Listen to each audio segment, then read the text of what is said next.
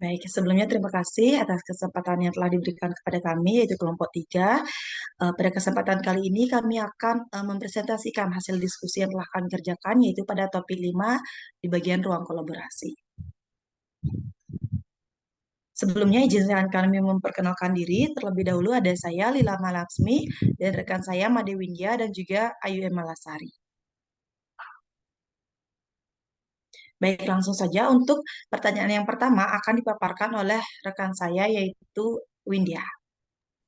Baik, terima kasih atas kesempatannya. Untuk pertanyaan yang pertama itu, apa pandangan masing-masing anggota kelompok tentang pendekatan, strategi, metode, dan teknik pembelajaran yang diterapkan sebagai scaffolding pada CPD yang mempengaruhi proses pendidikan serta pembelajaran?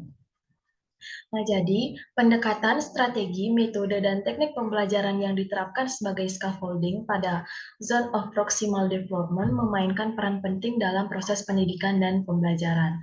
Hal ini dapat berupa pemberian layanan pembelajaran sesuai dengan kemampuan yang dimiliki peserta didik, sehingga akan meningkatkan keaktifan yang berimplikasi pada peningkatan pemahaman terhadap materi pembelajaran dan hasil belajar. Nah, pendekatan pembelajaran adalah pendekatan yang berorientasi pada peserta didik, seperti pendekatan konstruktivis atau pendekatan kolaboratif. Pendekatan ini mendorong peserta didik aktif terlibat dalam pembelajaran dan membangun pemahaman berdasarkan pengetahuan yang dimiliki. Kemudian yang kedua itu strategi pembelajaran, menekankan penggunaan berbagai strategi untuk mendukung peserta didik dalam mencapai tujuan pembelajaran, mencangkup penggunaan pertanyaan yang mendalam, memberikan umpan balik yang konstruktif, memberikan contoh atau model, dan menyediakan bantuan saat diperlukan. Kemudian yang ketiga itu metode pembelajaran berfokus pada pembelajaran aktif, kolaboratif, dan reflektif. Dapat menjangkau diskusi kelompok, proyek kolaboratif, pembelajaran berbasis masalah, dan pemodelan berpikir. Dan yang keempat yaitu teknik pembelajaran adalah penggunaan bantuan yang bertahap, pengorganisasian informasi yang jelas, penggunaan sumber daya yang tepat, dan penciptaan lingkungan pembelajaran yang mendukung. Untuk soal selanjutnya akan dijelaskan oleh rekan saya. Terima kasih.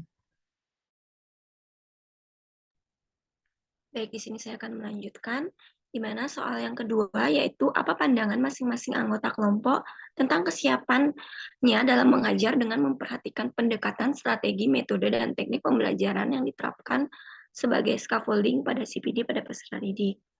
Nah, jadi pandangan masing-masing anggota kelompok tentang kesiapannya dalam mengajar dengan memperhatikan pendekatan strategi, metode, dan teknik pembelajaran yang diterapkan sebagai scaffolding pada CPD pada peserta didik dapat bervariasi berdasarkan latar belakang, pengalaman, dan keyakinan pribadi mereka.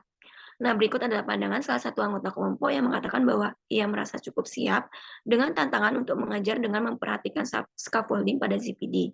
Nah, meskipun masih ada hal-hal yang perlu ditingkatkan, seperti halnya ia pernah berhasil menerapkan teknik pembelajaran tugas yang bertahap, di mana siswa mulai belajar dari level pemahaman dasar dan secara bertahap diberi tugas yang lebih kompleks sesuai dengan CPD mereka. Ada juga beberapa yang mengatakan bahwa mereka merasa sangat siap dan percaya diri dalam mengajar dengan memperhatikan scaffolding pada ZPD. Nah, mereka mengatakan telah memiliki pengalaman dalam menerapkan strategi ini dan berhasil membantu siswa mencapai potensi yang maksimal walaupun masih ada sedikit kendala ataupun kesulitan. Nah, dari ketiga anggota kelompok yang mengatakan siap, ada juga dengan memperhatikan scaffolding pada ZPD, namun pasti ada rasa kurang yakin terhadap potensi yang ada pada dirinya. Namun demikian, kita semua akan siap belajar untuk mengajar dengan memperhatikan scaffolding pada ZPD, maksud saya ZPD, dengan terus belajar seperti menghadiri workshop tentang pengajaran inklusi dan juga tentang scaffolding pada ZPD. Nah, meskipun belum memiliki pengalaman langsung, tetapi masih ada rasa antusias untuk mencoba menerapkan dalam praktik pembelajaran di dalam kelas. Dengan pandangan yang berbeda-beda ini, anggota kelompok dapat saling mendukung dan juga belajar satu sama lain untuk meningkatkan kesiapan dan juga keterampilan dalam mengajar dengan memperhatikan scaffolding pada ZPD peserta didik. Nah, sekian dari saya. Pertanyaan selanjutnya akan dilanjutkan oleh rekan saya. Baik, di sini saya akan melanjutkan untuk pertanyaan yang ketiga, yaitu apa persamaan dan perbedaan pandangan tentang pendekatan strategi, metode, dan teknik pembelajaran yang diterapkan sebagai scaffolding pada ZPD yang mempengaruhi proses pendidikan yang dimiliki. Nah, untuk persamaannya di sini yaitu di mana hal itu semua itu sama-sama bertujuan untuk mendukung dan memfasilitasi proses pembelajaran siswa dengan mempertimbangkan tingkat kemampuan yang dimiliki oleh siswa tersebut.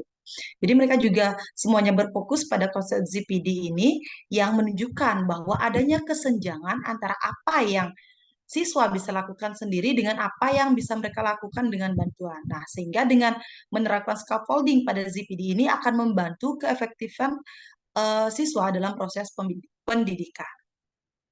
Sedangkan untuk perbedaannya yaitu pada pendekatan, jadi pendekatan scaffolding pada ZPD ini menekankan pentingnya memberikan bantuan yang tepat kepada siswa untuk membantu mereka untuk mengembangkan pemahaman mereka itu secara bertahap.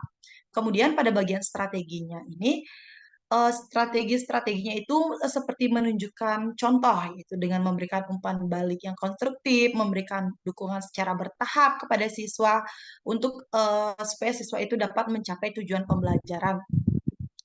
Sedangkan untuk metodenya itu, mungkin beberapa metode juga sering digunakan dalam pendekatan scaffolding pada ZPD, termasuk pendekatan berbasis masalah dan juga kerja kelompok atau pembelajaran yang kooperatif dan juga adanya penggunaan pertanyaan terbuka. Jadi hal ini untuk merangsang pemikiran kritis siswa dengan pertanyaan-pertanyaan tersebut. Kemudian untuk tekniknya yaitu merupakan tindakan konkret yang dilakukan oleh guru untuk menerapkan metode-metode dan strategi tersebut dalam konteks pembelajaran yang dilakukan di kelas. Nah, contohnya ini seperti memberikan petunjuk yang jelas atau memecah tugas menjadi langkah-langkah yang lebih kecil atau langkah-langkah yang sederhana. Kemudian saya lanjutkan untuk pertanyaan yang keempat yaitu apa persamaan dan perbedaan pandangan tentang mengajar dengan memperhatikan pendekatan, strategi, metode, dan teknik pembelajaran yang diterapkan sebagai scaffolding pada ZPD pada peserta didik yang dimiliki. Nah, untuk yang pertama yaitu persamaannya. Jadi persamaan pandangannya ini bahwa pada peserta didik tersebut bahwa kedua pendekatan tersebut sama-sama mengakui pentingnya memahami tingkat kecakapan dan potensi yang dimiliki oleh peserta didik itu memberikan dukungan yang tepat untuk mengembangkan pemahaman dari masing-masing peserta didik.